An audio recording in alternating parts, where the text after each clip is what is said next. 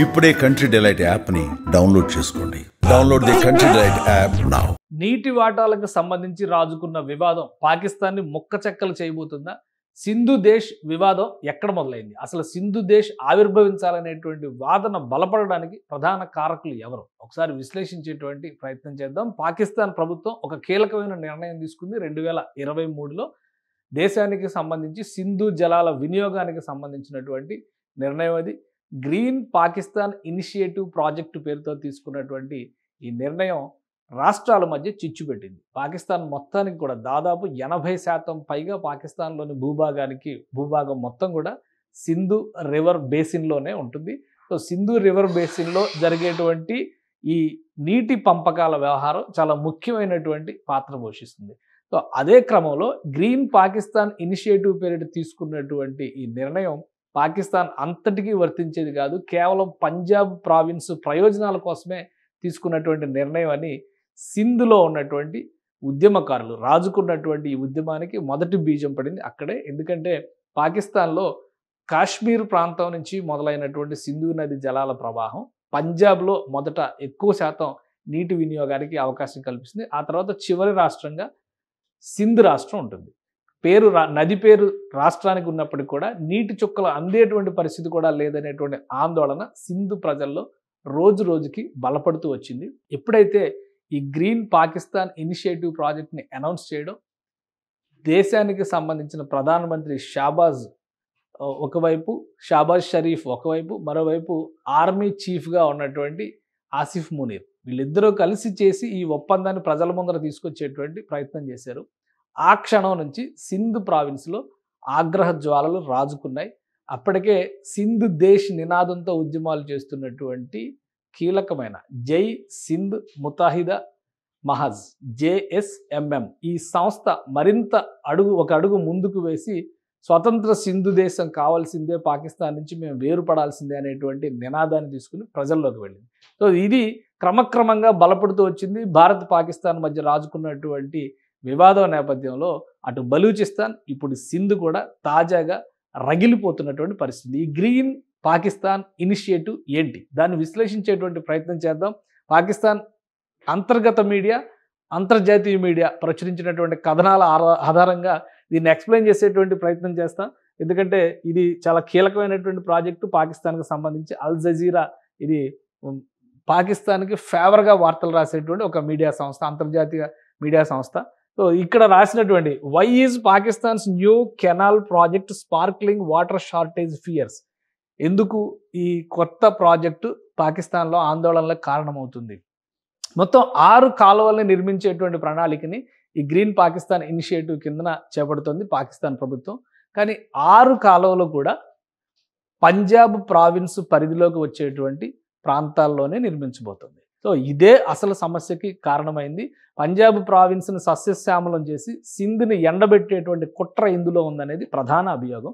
దానికి సంబంధించినటువంటి డీటెయిల్స్ ఒకసారి మనం చూద్దాం. ఇది మునీర్ అహ్మద్ అలానే పాకిస్తాన్ ప్రధానమంత్రి షాబాజ్ షరీఫ్ ఇద్దరూ కలిసి green Pakistan initiative inaugurated by honourable prime minister of Islamic republic of Pakistan 2023లో ఇది ఆవిష్కరించారు, జూలై 10వ తేదీన. సో అప్పటి పిక్చర్ ఇది.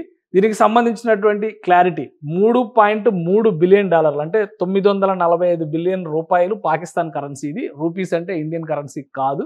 సో మనం అది కూడా ఒక క్లారిటీ కోసం చెప్తున్నా. ఈ నిర్ణయం $3.3 బిలియన్ అంటే ఇది అతి పెద్ద ప్రాజెక్ట్ కాబోతుంది పాకిస్తాన్కు ఉన్నటువంటి బడ్జెట్ స్థాయిని బట్టి చూసినా కానీ. సో ఇక్కడ ఆసిమ్ మునీర్, ప్రైమ్ మినిస్టర్ షాబాజ్ షరీఫ్ 2023లో ఆవిష్కరించినటువంటి ప్రాజెక్ట్ ఇది. దీని ద్వారా జరిగేటువంటి ప్రయోజనాలు కూడా ఇక్కడ వివరించారు. దీనిలో ఒకసారి చూద్దాం. Inaugurated by Munir. అయితే మొత్తం కెనాల్ ప్రాజెక్ట్ ఇది ఒక mega project. Critics say the mega project which aims to build canals across Pakistan's 4 provinces would cause water shortages. So 4 ప్రావిన్స్లకు ఇస్తామనేటువంటి మాటతో చెప్పారు, కానీ మొత్తం అది జరిగేటువంటి అవకాశం లేదనేదే ఇప్పుడు చెప్తున్నటువంటి ఆందోళన. The most populous province for its power house of Pakistan's agriculture. ఇది పంజాబ్ని గురించి మునీర్ చేసినటువంటి వ్యాఖ్యలు. Punjab the most populous province, ప్రస్తుతం పాకిస్తాన్లో ఉన్నటువంటి అత్యధిక జనాభా కలిగినటువంటి ప్రావిన్స్ పంజాబే. ఆధిపత్యం విషయంలో కూడా అటు రాజకీయ పదవులు కావచ్చు, ఇటు సైనిక పదవులు కావచ్చు, అన్నిట్లో కూడా పంజాబ్కు చెందినటువంటి వ్యక్తుల ఆధిపత్యమే ఎక్కువగా ఉంటుంది అనేటువంటి అభిప్రాయం ఉంది. So power house of Pakistan's agriculture adding the military would continue its support for country's economic growth. So military కూడా దానికి కావాల్సినటువంటి సహాయాన్ని చేస్తుంది అనేటువంటి మాట ఆయన ఆ రోజు చేసినటువంటి ప్రకటన ఇది. సో దీని వలన జరిగినటువంటి ఈ మెగా ప్రాజెక్ట్ తీసుకొచ్చినటువంటి అనర్థాలు ఏంటంటే చాలా కీలకమైనవి. Numerous protests have taken place in the southern province of Sindh since the project was announced. ఈ ప్రాజెక్ట్ అనౌన్స్ చేసినప్పటి నుంచి కూడా దీనిపైన ఆందోళనలు జరుగుతూనే ఉన్నాయి. సింధ్ ప్రావిన్స్లో ప్రధానంగా ఈ ఆందోళనలు జరుగుతున్నాయి. Why have people protested in Sindh, దీనికి సంబంధించి కూడా ఒక క్లారిటీ ఇచ్చారు. ఇక్కడ ఉన్నటువంటి అంశాలను బట్టి చూస్తే ఈ since the government announced it's intention to develop canals on the Indus, the countries largest river and water life line, thousands of people including women and children have taken to the streets. అంటే Sindh province లో జరుగుతున్నటువంటి అల్లర్ల గురించి ఆ రోజే mention చేశారు. ఇది 2023లో జరిగినటువంటి పరిణామాల తర్వాత ఏర్పాటైంది. So Sindh depends on water from Indus river system for drinking as well as agriculture purpose. మొత్తం మీద ఈ ఈ 2 ఏళ్లుగా జరుగుతున్నటువంటి ఆందోళనలు, గత దశాబ్దాలుగా ఉన్నటువంటి అసంతృప్తి, పాకిస్తాన్లో పంజాబ్ ఆధిపత్యం పైన ఉన్నటువంటి అసంతృప్తి, దాని ఫలితంగా రాజుకున్నటువంటి విషయం. ఇంకా ఇందులో చాలా డీటెయిల్గా ఉంది. ఇది చాలా పెద్ద రిపోర్ట్ ఇది. అయితే మనకు కావాల్సినటువంటి అంశాలు నేను ఎక్స్ప్లెయిన్ చేసేటువంటి ప్రయత్నం చేస్తాను. 37% ఇక్కడ agriculture is the backbone of Pakistan's economy, contributing nearly 25% of its gross domestic product and providing 37% of its employment. So Pakistan ఖచ్చితంగా అగ్రికల్చర్ మీద ఆధారపడి ఉండేటువంటి పరిస్థితి ఉంది. అలానే గత కొంతకాలంగా అంటే ఈ 18 నెలల్లో ఎప్పుడైతే ఈ ప్రాజెక్ట్ని అనౌన్స్ చేశారో అప్పటి నుంచి కూడా ఇక్కడ ఒక ఇనిషియేటివ్ తీసుకుని ఆ కాలువల నిర్మాణానికి సంబంధించి ఇవన్నీ కూడా పంజాబ్లో ఉన్నటువంటి దెరావర్, ఫిరోజా, అలానే బహవల్పూర్, మిరోట్, ఫోర్ట్ అబ్బాస్ ఈ ప్రాంతాలన్నింటినీ కూడా ఐడెంటిఫై చేశారు. ఈ ప్రపోజ్డ్ ఫార్మ్ ల్యాండ్స్ ఇక్కడ కార్పొరేట్ వ్యవసాయం చేసేందుకు కావాల్సినటువంటి ప్రణాళికని పాకిస్తాన్ ప్రభుత్వం సిద్ధం చేస్తుంది. అంటే సింధు జలాలను ఉపయోగించేటువంటి క్రమంలో 6 కాలువలని తవ్వి ఆ కాలువలు వెళ్ళేటువంటి మార్గంలో ఉన్నటువంటి ప్రాంతాలన్నింటినీ కూడా సస్యశ్యామలం చేసేందుకు కార్పొరేట్ వ్యవసాయం అక్కడ చేయబోతుంది. ఆల్రెడీ స్టార్ట్ చేశారు. ఆ ఇనిషియేషన్లో ఆధారంగానే ఈ ప్రాజెక్ట్ ఈ రిపోర్ట్ని రాశారు. 18 నెలల్లో జరిగినటువంటి పరిణామాలు 4.8 million acres of barren land, అంటే ఇన్ని ఎకరాలు 4.8 అంటే 48 లక్షల ఎకరాల భూముల్ని ఇక్కడ మొత్తం కూడా బ్యారన్ ల్యాండ్స్ని సస్యశ్యామలం చేయాలనేది వీళ్ళ టార్గెట్. అందులో భాగంగా ఒక పైలట్ ప్రాజెక్ట్గా ఈ కెనాల్ సిస్టమ్ని Cholistan canal and why is it important. ఇది చోలిస్తాన్ అనేది పాకిస్తాన్లో పంజాబ్లో ఉన్నటువంటి ఒక కీలకమైనటువంటి భూభాగం. సో అక్కడ 90% of Cholistan desert borders of India, ఈ మొత్తం కూడా భారత సరిహద్దుల్లో ఉండేటువంటి గ్రామాలే. సో అక్కడ ఒక వ్యవసాయం చేశారు ఆ ప్రాంతానికి సంబంధించి before and after corporate farming. ఇది ఒకసారి చూస్తే కనుక గత 18 నెలల్లో 2023 జూలైలో ఈ ప్రాజెక్టు ప్రారంభించిన కాడి నుంచి చోలిస్తాన్ ప్రాంతంలో సాగుకు కావాల్సినటువంటి నీటి మళ్లింపు ప్రక్రియ జరిగింది. అక్కడ కొన్ని ప్రాంతాల్లో సాగు ప్రక్రియను కూడా మొదలుపెట్టారు. ఒకసారి మనం చూస్తే ఇది రిపోర్ట్ మనం చెప్తుంది కాదు, ఇది అల్ జజీరా పబ్లిష్ చేసినటువంటి ఇంటర్నేషనల్ రిపోర్ట్. ఇది the Marod area in Cholistan is one of the earliest examples of where the Green Pakistan Initiative has attempted corporate farming over the past 18 months. గత 18 నెలలుగా జరిగినటువంటి పరిస్థితిలో ఇది March 18, 2024లో తీసినటువంటి దృశ్యం. ఆ తర్వాత మళ్ళీ March 18, 2025లో తీసినటువంటి దృశ్యం. సో ఈ సర్కిల్స్ అన్నీ కూడా గ్రీన్ హబ్స్గా మారుతున్నాయి. నీటి మళ్లింపు ఫలితంగా అక్కడ సాగు చేసేటువంటి వెసులుబాటు వచ్చింది. చోలిస్తాన్ అనేది మన దార్ ఎడారికి ఆనుకుని ఉన్నటువంటి ప్రాంతం. ఆ ఎడారి భూములు కూడా అక్కడ విస్తరించి ఉంటాయి. సో దీన్ని సస్యశ్యామలం చేయడం అనేది ఒక ప్రధానమైన టార్గెట్గా పాకిస్తాన్ ప్రభుత్వం తీసుకుంది. ఆ క్రమంలోనే ఇక్కడ చాలా వరకు గ్రీనరీ పెరిగింది గత 18 నెలల్లో అనేది ఈ శాటిలైట్ దృశ్యాలను బట్టి చూస్తే కనుక మనకు అర్థమవుతుంది. సో ఇది ఒకటి. రెండవది ఏంటంటే చోలిస్తాన్ ప్రాంతంలో ఇప్పుడు ఉన్నటువంటి వాటర్ రిసోర్సెస్ కిందకి వెళ్ళేటువంటి క్రమంలో the proposed plan for canal states that they will be fed by excess flood waters from the India controlled Sutlej river నుంచి వచ్చేటువంటి వాటిని దిగువకు వదిలేటువంటి అవకాశం ఉంది. ఎందుకంటే సట్లెజ్ రివర్ మీద ఎక్కువ పూర్తి హక్కులు అక్కడ సింధు నదికి సంబంధించి తూర్పు నదులు పశ్చిమ నదులను విభజించారు. పశ్చిమ నదులపైన పూర్తి హక్కులు పాకిస్తాన్కి అప్పుడు ఇండస్ రివర్ వాటర్ ట్రీటీలో భాగంగా ఉన్నటువంటి అంశం. అయితే ఇప్పుడు ఆ ఇండస్ రివర్ వాటర్ ట్రీటీని భారతదేశం పక్కన పెట్టింది కాబట్టి పరిస్థితులు ఇంకా దయనీయంగా మారేటువంటి అవకాశం ఉంటుంది. సట్లెజ్ వాటర్కి సంబంధించినటువంటి నీటిని దిగువకు వదిలేటువంటి వెసులుబాటు పైన ఇది however the critics argue that relying solely on flood water is unreliable preposition.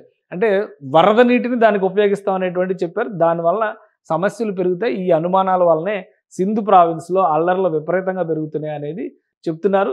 మొత్తం ఈ కెనాల్ సిస్టమ్ ఏ విధంగా proposed Cholistan canal system, Cholistan canal system is one of 6 canals planned by Green Pakistan Initiative. 176 kilometers has 3 branches with a total capacity of 4,120 cusics of water. However, many farmers in Sindh object that construction, saying it could affect their access to water. అది అసలు main point ఏంటంటే ఈ ఇష్యూలో ఈ చోలిస్తాన్ canal అనేది Sutlej river నుంచి వచ్చేటువంటి అదనపు జలాలు, వరద జలాల వినియోగం కోసం కడుతున్నట్టుగా, అది కూడా 176 కిలోమీటర్ల దూరం నిర్మించేటువంటి కెనాల్ ఇది కట్టిన తర్వాత సింధు నది నుంచి సింధు రాష్ట్రానికి వచ్చేటువంటి నీటి వనరులు అపారంగా తగ్గిపోతాయనేటువంటి అనుమానం అక్కడ ఉన్నటువంటి రైతాంగానికి విపరీతంగా ఉంది.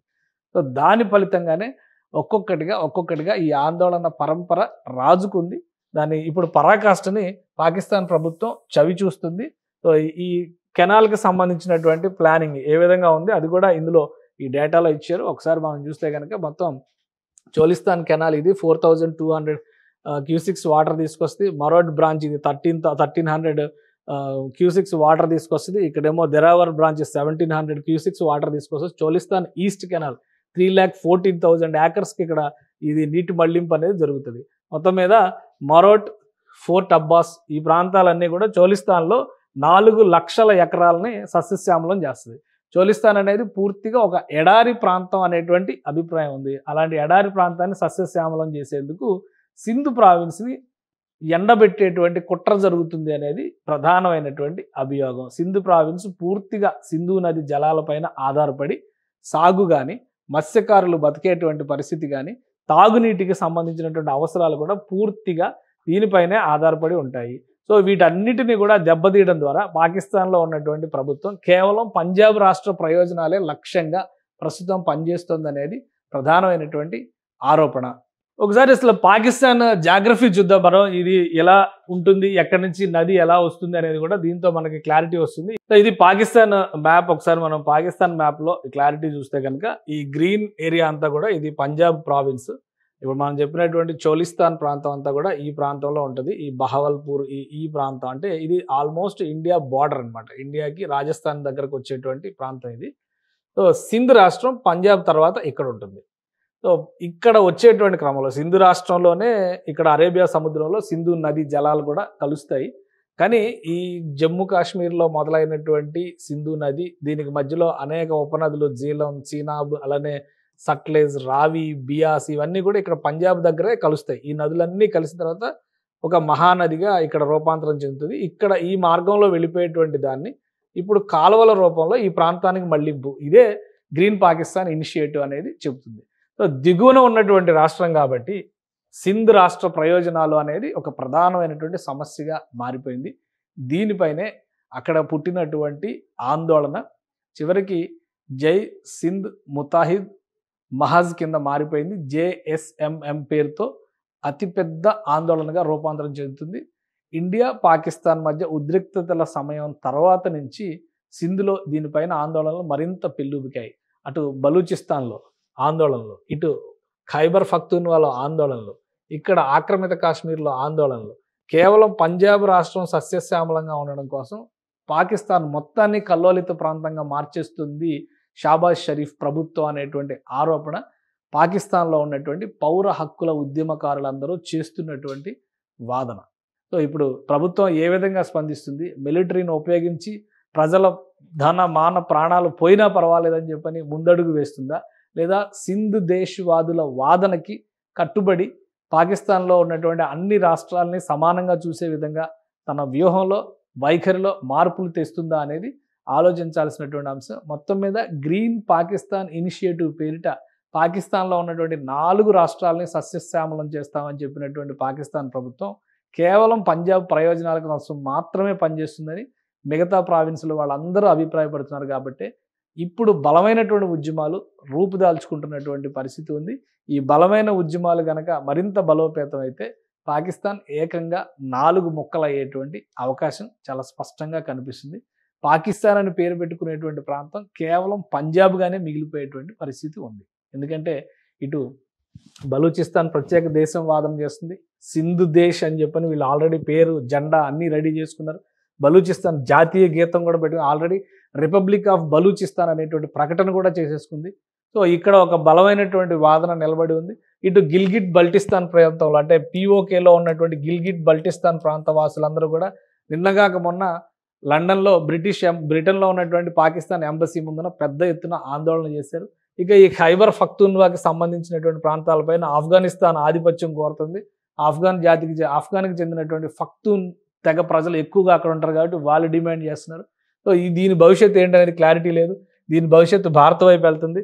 ఇది స్వతంత్ర దేశంగా మారుతుంది. ఇది ఒక స్వతంత్ర దేశంగా మారితే కేవలం పంజాబ్ ప్రాంతం మాత్రమే పాకిస్తాన్లో, ఇప్పటివరకు వీళ్ళు పాకిస్తాన్ అంటే చాలా పెద్ద దేశంగా కనబడింది, పంజాబ్ ప్రాంతం మాత్రమే. ఇందులోనే ఇస్లామాబాద్ ఉంటుంది, ఇందులోనే రావల్పిండి ఉంటుంది, ఇందులోనే లాహోర్ ఉంటుంది, ఇందులోనే ఫైసలాబాద్ ఉంటుంది, ఇందులోనే సియాల్కోట్ ఉంటుంది, ఇక అన్ని కావాల్సినటువంటి ముల్తాన్ కూడా ఇందులోనే ఉంటుంది.